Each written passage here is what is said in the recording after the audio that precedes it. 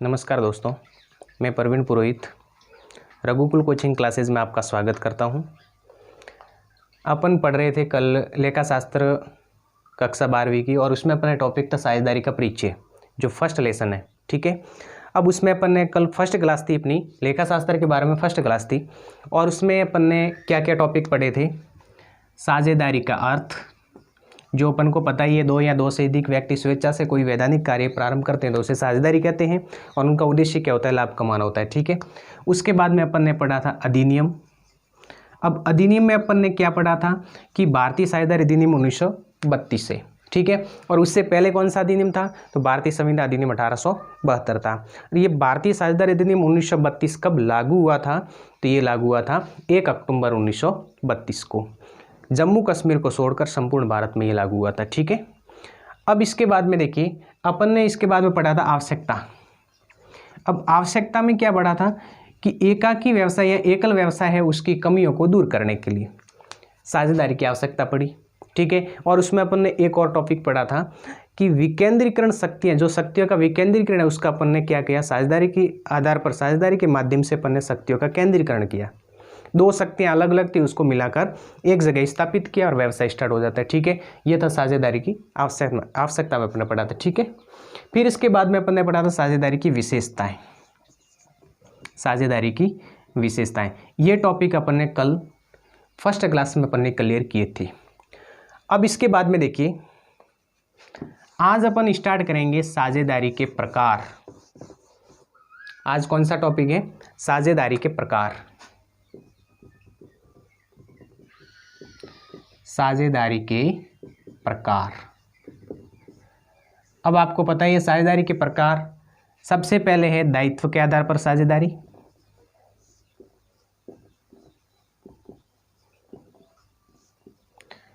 फिर उसके बाद में है समय के आधार पर साझेदारी।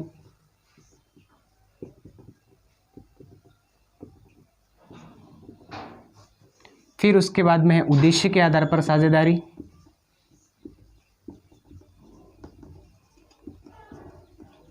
और उसके बाद में है वैधता के आधार पर साझेदारी।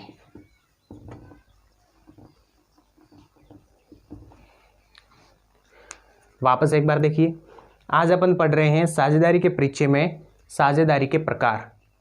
और साझेदारी के प्रकार में सबसे पहले दायित्व के आधार पर साझेदारी है, फिर समय के आधार पर साझेदारी है, फिर उद्देश्य के आधार पर साझेदारी है और वैधता के आधार पर साझेदारी है। सबसे पहले देखिए दायित्व के आधार पर साझेदारी। दायित्व के आधार पर साझेदारी दो प्रकार की होती है, सीमित दायित्व वाली साझेदारी, सीमित दायित्व साझेदारी। एक होता है असीमित दायित्व साझेदारी, असीमित दायित्व साझेदारी। मोस्ट इंपोर्टेंट है, देखिए दायित्व के आधार पर साझेदारी दो प्रकार की होती है, सीमित दायित्व वाली साझेदारी और असीमित दायित्व वाली साझेदारी। फिर इसके बाद में समय के आधार पर, समय के आधार पर भी दो प्रकार की होती है, एक तो होती है निश्चितकालीन और दूसरी होती है अनिश्चितकालीन साझेदारी। निश्चितकालीन और अनिश्चितकालीन साझेदारी। समय के आधार पर दो प्रकार की, निश्चितकालीन और अनिश्चितकालीन। उद्देश्य के आधार पर, उद्देश्य के आधार पर है ऐच्छिक साझेदारी और विशेष साझेदारी। उद्देश्य के आधार पर है ऐच्छिक साझेदारी और विशेष साझेदारी। फिर वैधता के आधार पर, अब देखिए वैधता के आधार पर है वैध साझेदारी और अवैध साझेदारी।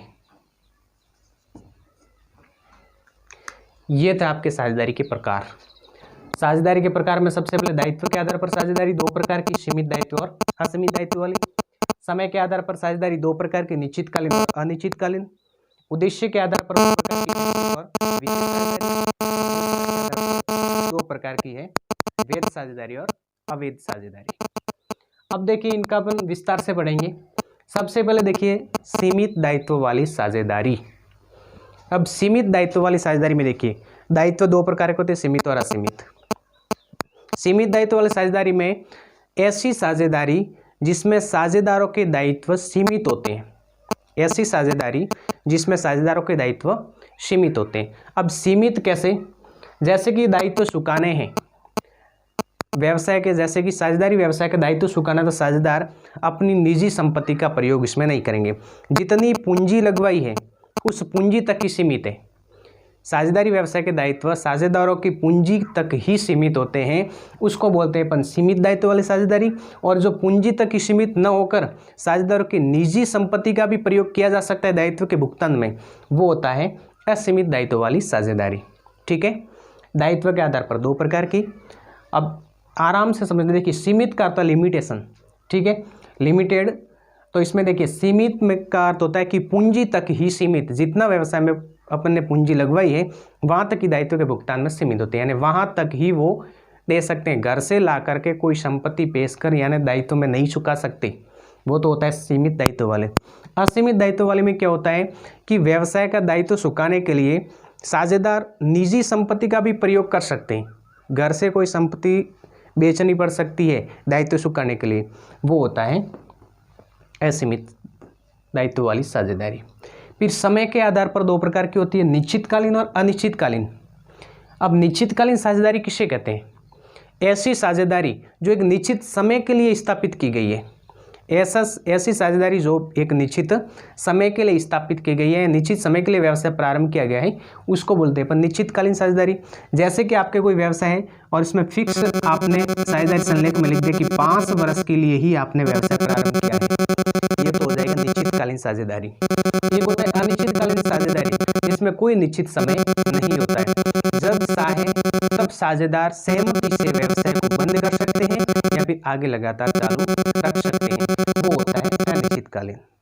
निश्चितकालीन में निश्चित समय होता है, जबकि अनिश्चितकालीन में कोई समय निश्चित नहीं होता है। ऐच्छिक कहने का मतलब इच्छा के अनुसार वो बंद कर सकते हैं। अब देखिए उद्देश्य के आधार पर दो प्रकार के होते हैं, ऐच्छिक साझेदारी और विशेष। ऐच्छिक में वो ऐसी साझेदारी जिसमें कोई कार्य समाप्त होने के बाद में साझेदार शायद आगे चालू रख सकते हैं, इसका निश्चित कोई विशेष कार्य नहीं होता है, वो तो होती है ऐच्छिक साझेदारी।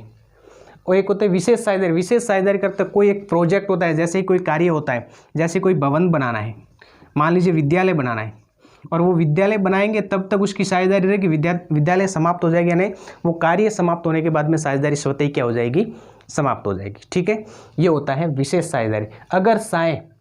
अगर साझेदार चाहें तो उस साझेदारी को आगे बढ़ा सकते हैं, तब ये ऐच्छिक साझेदारी वापस बन जाएगी। विशेष कार्य संपूर्ण होने के बाद में भी अगर साझेदार साथ में कार्य कर रहे हैं, सहमति से सभी साथ में कार्य कर रहे हैं, तो वो फिर बाद में ऐच्छिक साझेदारी बन जाती है। ठीक है, फिर इसके बाद में वैधता के आधार पर वैध साझेदारी। वैध साझेदारी का अर्थ ये होता है कि ऐसी साझेदारी जो भारतीय साझेदारी अधिनियम 1932 के जो नियम हैं उसकी पालना करते हुए संचालित की जाती है। ऐसी साझेदारी जो भारतीय साझेदारी अधिनियम 1932 के जो नियम हैं उसकी पालना करते हुए संचालित हो रही है, तो वो तो हो जाएगी वैध साझेदारी। और जो नियमों का उल्लंघन करती है वो हो जाएगी अवैध साझेदारी। अब कोई कंडीशन इसमें दी हुई कि किस में अवैध साझेदारी होती है, तो सबसे पहले कंडीशन ये है, या तो साझेदारों की संख्या घटकर 1 रह जाए तो अवैध साझेदारी मानी जाएगी, या फिर साझेदारों की संख्या बढ़कर 50 से अधिक हो जाए तो भी अवैध मानी जाएगी। कहने का मतलब कम से कम 2 व्यक्ति होने से और अधिकतम 50 हो सकते हैं। अगर 2 से कम यानी घटकर 1 साझेदार बच जाए तो साझेदारी अवैध मानी जाएगी, और यहाँ फिर बढ़कर 50 से अधिक हो जाए तो भी साझेदारी अवैध मानी जाएगी। एक तो कारण ये है। एक आपकी जो साझेदारी व्यवसाय है वो लोक नीति और अंतर्राष्ट्रीय नीति के विरुद्ध कार्य कर रही है। आपकी साझेदारी व्यवसाय है वो व्यवसाय आपके अवैध है, कहने का मतलब लोक नीति और अंतर्राष्ट्रीय नीति है उसके उल्लंघन यानी उससे विरुद्ध कोई कार्य कर रहा है आपका व्यवसाय, तो अवैध माना जाएगा। ठीक है, एक आपके व्यवसाय सरकार के द्वारा जो निश्चित नियम होते हैं उनके अनुसार कार्य करता है तब तो वैध है, और उस नियमों का उल्लंघन, जैसे कि आपका जो व्यवसाय है वो सरकार के द्वारा प्रतिबंधित है, ठीक है, तो उसको क्या माना जाएगा, अवैध माना जाएगा। जैसे क्योंकि तंबाकू का कार्य कर रहे हैं अपन, या फिर शराब का कोई कार्य कर रहे हैं और शराब का कार्य सरकार के लिए बिल्कुल निषेध है, तो वो अपने अवैध माना जाएगा। या फिर आपके व्यवसाय में कोई ऐसा साझेदार है जो शत्रु देश का नागरिक हो, व्यवसाय में आपके पास में ऐसा साझेदार है जो कोई शत्रु देश का नागरिक हो, तो उसको भी अपन क्या मानेंगे, अवैध साझेदारी माना जाएगा। ये थे आपके साझेदारी के प्रकार। अब देखिए साझेदारी के प्रकार में दायित्व के आधार पर दो प्रकार के, सीमित दायित्व, असीमित दायित्व। पूंजी तक सीमित होता है सीमित दायित्व, पूंजी के अलावा असीमित दायित्व होता है, ठीक है। समय के आधार पर दो प्रकार के, निश्चितकालीन साझेदारी, अनिश्चितकालीन साझेदारी। निश्चितकालीन में निश्चित समय होता है, जबकि अनिश्चितकालीन में कोई समय निश्चित नहीं होता है। उद्देश्य के आधार पर दो प्रकार के, ऐच्छिक और विशेष। ऐच्छिक में कोई आपके विशेष कार्य के बारे में वर्णन नहीं होता है, जबकि विशेष में कोई विशेष कार्य होता है और कार्य समाप्त होते साझेदारी समाप्त हो जाएगी। और वैधता के आधार पर दो प्रकार की होती है, वैध और अवैध साझेदारी। वैध साझेदारी में क्या होता है कि जो नियम के अनुसार साझेदारी अधिनियम के अनुसार जो नियमों का पालन किया जाता है वो वैध साझेदारी है, और जो नियमों का पालन नहीं करते हैं तो अवैध साझेदारी हो जाता है। ये था अपने साझेदारी के प्रकार। अब इसके बाद में अगला टॉपिक आता है साझेदारी संलेख। कौन सा टॉपिक आता है, साझेदारी संलेख। साझेदारी संलेख क्या है, इसके बारे में एक बार समझ लीजिए। साझेदारी संलेख क्या है। देखिए साझेदारी व्यवसाय स्थापित करते हैं तो साझेदारों के मध्य कोई न कोई अनुबंध रखते हैं, कोई न कोई कॉन्ट्रैक्ट रखते हैं, ठीक है। साझेदारों के मध्य जो अनुबंध होते हैं उनको अपन दो तरीके से रख सकते हैं, लिखित भी हो सकता है, मौखिक भी हो सकता है, गर्भित भी हो सकता है। एक ऑप्शन और आता है गर्भित समझौता, ठीक है। लेकिन वो गर्भित समझौता या गर्भित अनुबंध होता है वो अपने 12वीं के सिलेबस में नहीं है, इसलिए दो प्रकार के होते हैं, लिखित और मौखिक। अब आपको ध्यान रखना है कि जो लिखित समझौता होता है, साझेदारों के मध्य व्यवसाय स्थापित करने पर जो लिखित समझौता स्थापित किया जाता है, लिखित समझौता होता है, उस लिखित समझौते को ही साझेदारी संलेख कहते हैं। साझेदारों के मध्य लिखित समझौता होता है उसे साझेदारी संलेख कहते हैं। अब आपके प्रश्न ये भी पूछ सकता है कि कौन सा समझौता उचित होता है। तो देखिए लिखित समझौता भी मान्य है और मौखिक समझौता भी मान्य है, लेकिन विवादों से बचने के लिए उचित होता है वो होता है लिखित समझौता। मौखिक समझौते में जुबान से मुकर जाते हैं कई साझेदार, ठीक है, इसलिए लिखित समझौता होता है वो उचित होता है। अब यहाँ पर आपको ध्यान रखना है साझेदारी संलेख किसे कहते हैं। साझेदारों के मध्य जो लिखित समझौता होता है उसी को अपन साझेदारी संलेख कहते हैं। अब साझेदारी संलेख में सम्मिलित होने वाली बातें, साझेदारी संलेख में सम्मिलित होने वाली बातें, साझेदारी संलेख में कौन कौन सी बातें हैं जो मुख्य रूप से मोस्ट बातें वो आपको मैं लिखवा रहा हूँ, ठीक है। बाकी तो ऐसी कई बातें होती है और अपने अनुसार साझेदारी में कई इकरार अपन करार और इकरारनामा लिख सकते हैं, लेकिन जो मोस्टली बातें हैं जो अनिवार्य लिखना ही है वो बातें आपको मैं बता रहा हूँ, ठीक है। बहुत ही इजी है, कोई इसमें हार्ड है ही नहीं। सबसे पहले तो फर्म का नाम लिखना है, फर्म का नाम व पता। सबसे पहले फर्म का नाम और वो किस स्थान पर स्थापित है उसका एड्रेस होना चाहिए, तो फर्म का नाम व पता। साझेदारी संलेख में सम्मिलित होने वाली बातें अपन पढ़ रहे हैं और इसमें सबसे पहले फर्म का नाम व पता होना चाहिए। फिर उसके बाद में इनमें कौन कौन से पार्टनर्स है, साझेदार हैं, तो दूसरे पॉइंट पे साझेदारों के नाम व पते, उनका एड्रेस भी साथ में होना चाहिए। साझेदारों के नाम भी होने चाहिए, उसके साथ साथ में एड्रेस भी होना चाहिए, ठीक है। सबसे पहले फर्म का एड्रेस होना चाहिए, उसके बाद में साझेदारों का। फिर तीसरी कंडीशन आपके आती है, तीसरी कंडीशन में व्यवसाय की प्रकृति व कार्य क्षेत्र। किस तरह का व्यवसाय आप कर रहे हो, जैसे कि आप कपड़ों का व्यवसाय कर रहे हो या फिर कोई अन्य मटेरियल का व्यवसाय कर रहे हो, ठीक है। उस व्यवसाय की प्रकृति होनी चाहिए और उसका कार्य क्षेत्र, आपका स्कोप कितना है, व्यवसाय करने का स्कोप कितना है, आप कितने क्षेत्र में आप व्यवसाय कर सकते हो उसका वर्णन होना चाहिए, ठीक है। तो व्यवसाय की प्रकृति व कार्य क्षेत्र। फिर आता है लाभ विभाजन अनुपात, लाभ विभाजन अनुपात। सबसे पहले देखिए क्या अपन ने पढ़ा, फर्म का नाम व पता, साझेदारों के नाम व पते, व्यवसाय की प्रकृति और कार्यक्षेत्र, किस तरह का व्यवसाय, किसका आप व्यवसाय कर रहे हो उसके बारे में वर्णन होना चाहिए। और कार्यक्षेत्र का होता है कि आप उसका स्कोप कितना व्यवसाय का, उसके बारे में आपको क्या होना चाहिए, वर्णन होना चाहिए। फिर उसके बाद में ऐसा मान लीजिए कि 4 पार्टनर है, याद करने का तरीका बता रहा हूँ, इसमें फिक्स नहीं मानना है कि हमेशा व्यवसाय साझेदारी व्यवसाय में 4 ही पार्टनर होते हैं, ऐसा कोई अनिवार्य नहीं है, याद करने का तरीका बता रहा हूँ। मान लीजिए 4 व्यवसाय और उसका विभाजन करना है, 4 व्यवसाय और उसका क्या करना है, विभाजन करना है। तो आपको 4 मानना है तो चौथे पे क्या है, विभाजन, यानी लाभ विभाजन अनुपात। 5वें में साझेदारों की पूंजी, साझेदारों की पूंजी 5 से 5 होता है और 5 से पूंजी होती है, ठीक है, याद करने का तरीका है, दूसरा कोई इसमें नहीं है। 5 से 5, 5वें में पूंजी, ऐसे याद रखो, 5वें में पूंजी, साझेदारों की पूंजी। फिर इसके बाद में देखिए पूंजी है तो पूंजी पर ब्याज भी होगा, तो 6ठे में क्या हो जाएगा, पूंजी पर ब्याज का प्रावधान, पूंजी पर ब्याज का प्रावधान। जब पूंजी होगी तो साझेदार की पूंजी पर ब्याज के बारे में कोई प्रावधान है या नहीं है, साझेदारों को पूंजी पर ब्याज देना है या नहीं देना है, इसके बारे में आपके प्रोसेस होगा किस पे, 6ठे पॉइंट पे। पूंजी है तो उसके साथ में ब्याज का भी प्रावधान कर दो। फिर पूंजी है तो इसके बाद में आता है आहरण, 7वें में है साझेदारों का आहरण, और 8वें में क्या आ जाएगा, आहरण पर ब्याज, आहरण पर ब्याज। ये थोड़ा सा आपको ध्यान देना। देखिए वापस एक बार, फर्म का नाम व पता, साझेदारों का नाम व पते, व्यवसाय की प्रकृति और कार्यक्षेत्र, लाभ विभाजन अनुपात, साझेदारों की पूंजी, पूंजी पर ब्याज, आहरण, आहरण पर ब्याज। फिर इसके बाद में देखिए 90 पर आपके आता है साझेदारों के पारिश्रमिक, साझेदारों को दे बोनस, कमीशन, वेतन आदि, ये मोस्टली आपको ध्यान रखना है। देखिए 90 पॉइंट पे आपकी क्या है, साझेदार को दे बोनस, कमीशन, वेतन आदि।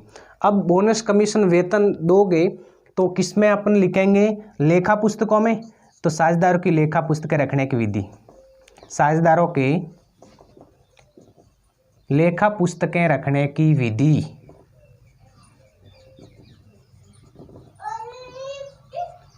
साझेदारों के लेखा पुस्तकें रखने की विधि। साझेदारों को दे बोनस, कमीशन, वेतन आदि, उसके बाद में साझेदारों को लेखा पुस्तकें रखने की विधि। अगला देखिए 11वां आपके आ जाएगा खातों का अंकेक्षण, खातों का अंकेक्षण।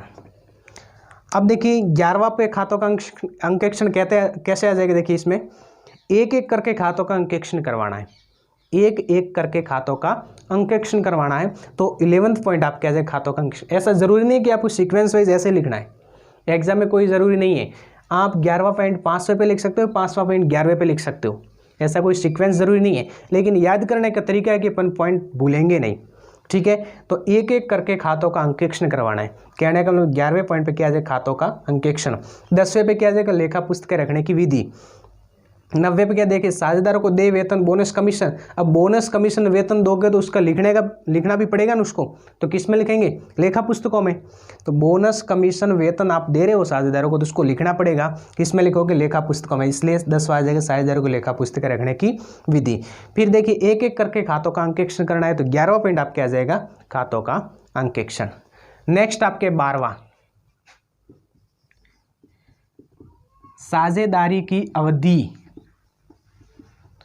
12वां पॉइंट क्या है, साझेदारी की अवधि। अब ये देखिए 12वां पॉइंट कैसे याद करेंगे, अवधि कितनी होती है, व्यवसाय की अवधि कितनी, 12 महीने की। तो 12वें पॉइंट पे क्या आ जाएगा, साझेदारी की अवधि। अवधि कितनी होती है, प्रत्येक वर्ष में 12 महीने होते, तो 12 माह की अवधि होती है। तो 12वें में आप क्या जाएगा, क्या, साझेदारी की अवधि।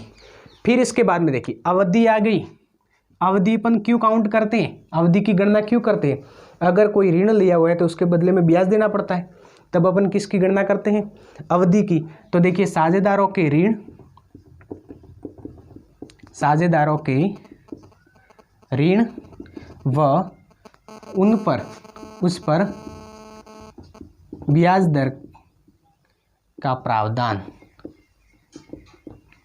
अब यहाँ पर देखिए वापस अवधि आ गई, साझेदारी की अवधि। अवधि की गणना क्यों करते हैं? अगर ऋण लिया हो तो उस पर ब्याज देना पड़ेगा, ठीक है। तो 13वें में आप क्या जाएगा, साझेदारों के ऋण और उस पर ब्याज दर का प्रावधान, ठीक है। फिर 14वें में आप क्या जाएगा, पूंजी खाते रखने की विधि।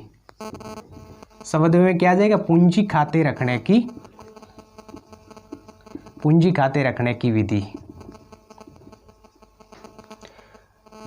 फिर 15वें में देखिए, जब अपन ऋण देंगे उस पर ब्याज देंगे, उसके बाद में साझेदारों को क्या देगा, पूंजी खाते रखने की, यानी किस विधि से अपन को पूंजी खाते रखने की विधि। यानी पूंजी खाते कितने प्रकार के होते हैं, 2 प्रकार के, स्थिर पूंजी पद्धति से रखना है या फिर परिवर्तनशील पूंजी पद्धति से रखना है, वो आपको निश्चित करना है कौन सी विधि से आपको पूंजी खाते रखने हैं। फिर 15वें में आ जाएगा साझेदारों के अधिकार, कर्तव्य और दायित्व। साझेदारों के अधिकार, कर्तव्य और दायित्व। साझेदारों के अधिकार, कर्तव्य और दायित्व। अब देखिए साझेदारों को अधिकार मिल जाएगा। 15वें में क्या अधिकार है, 15वें में क्या है, अधिकार है। तो 15वें में देखिए साझेदारों के अधिकार, कर्तव्य व दायित्व। जब अधिकार पास में आएगा तो विवाद होगा, जब अधिकार पास में आएगा तो विवाद होगा।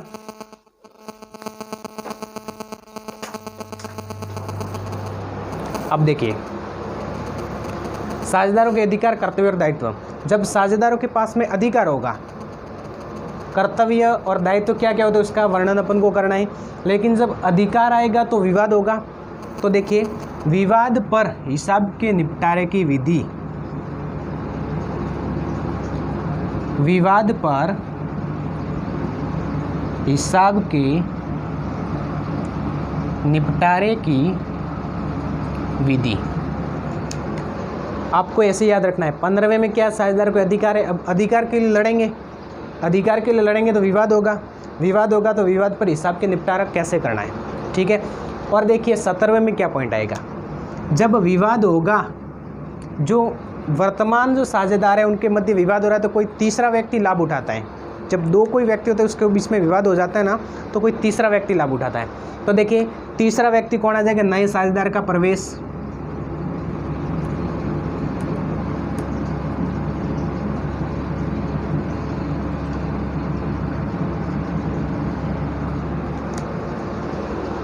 पहले सबसे पहले क्या अधिकार उसको मिला, अधिकार के लिए उसमें विवाद हुआ, विवाद होने पर नया व्यक्ति आ गया बीच में, ठीक है। तो नए साझेदार के प्रवेश पर प्रावधान।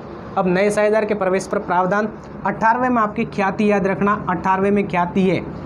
अब ख्याति में देखिए नए साझेदार का प्रवेश, मृत्यु या जो साझेदार उसकी मृत्यु हो जाए, या फिर अवकाश ग्रहण, अवकाश ग्रहण हो जाए यानी अवकाश ग्रहण कर ले कोई साझेदार, या फिर लाभ विभाजन अनुपात में परिवर्तन,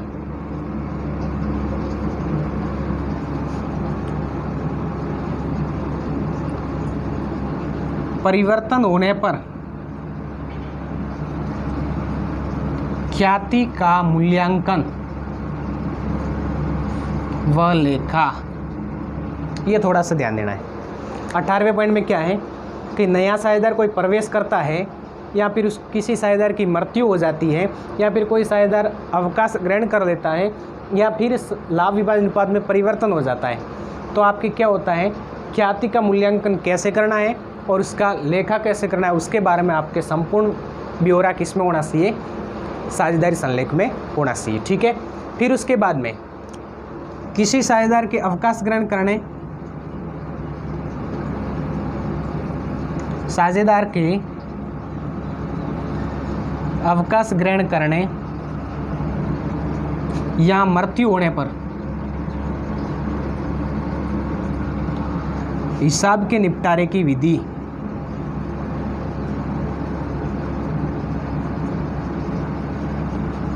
हिसाब के निपटारे की विधि। 19वें पॉइंट में क्या है, 19वां देखिए, ऐसे भी 19वें को अपन अशुभ मानते हैं, तो 19वें में क्या हुआ किसी साझेदार या तो अवकाश ग्रहण करेगा या उसकी मृत्यु हो जाएगी। अशुभ माना ना अपन ने, तो इसमें देखिए अवकाश ग्रहण कर लिया या फिर उसकी मृत्यु हुई, तो उसका हिसाब कैसे करना है उसके बारे में पूरा ब्यौरा किसमें होना चाहिए, साझेदारी संलेख में होना चाहिए। अगला अपने पॉइंट है 20वां, और 20वें पॉइंट में है फर्म के समापन की विधि। फर्म के समापन की विधि व परिस्थिति। और 21वें पॉइंट में फर्म के समापन पर हिसाब का निपटारा। और 22वें पॉइंट में किसी साझेदार के दिवालिया होने पर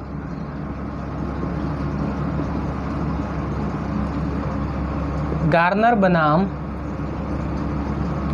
मरे नियम का प्रयोग। अब वापस एक बार ध्यान दीजिए, देखिए 22 पॉइंट है जो मुख्य रूप से यही पॉइंट है, और ये आपको याद करने की आवश्यकता है क्योंकि ये प्रश्न बड़ा बन सकता है 6 नंबर का। ठीक है, साझेदारी संलेख क्या होता है अपन ने पहले पढ़ लिया। उसमें सम्मिलित होने वाली बातें, फर्म का नाम व पता, साझेदार के नाम व पते, व्यवसाय की प्रकृति और कार्य क्षेत्र, फिर 4 पार्टनर्स मानो, लाभ विभाजन अनुपात, 5 से 5 से पूंजी यानी साझेदारों की पूंजी, पूंजी पर ब्याज, आहरण, आहरण पर ब्याज, साझेदारों को दे, बोनस, कमीशन, वेतन। अब ये देंगे तो अपन लेखा पुस्तिका रखेंगे, लेखा पुस्तिका रखेंगे तो उसका अंकेक्षण करेंगे अपन, यानी खातों का एक एक करके अंकेक्षण करना है।